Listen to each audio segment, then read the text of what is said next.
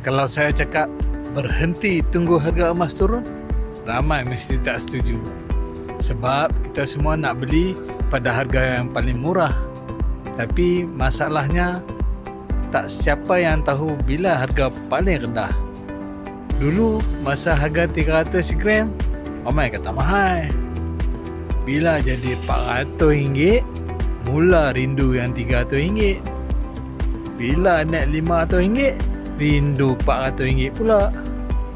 Hari ni dah sekitar RM600, masih ramai yang cakap tunggu dulu, turun lagi ni. Hakikatnya harga emas hari ini akan nampak murah apabila harga baru muncul nanti. Sebab itu orang yang berjaya bukan tunggu harga terbaik. Mereka pilih untuk mula dan terus kumpul gram mengikut kemampuan. Jangan biarkan ayat kalaulah aku beli dulu menjadi penyesalan kita beberapa tahun akan datang. Nak mula simpan emas melalui gap serendah RM100? DM saya bantu anda mula hari ini.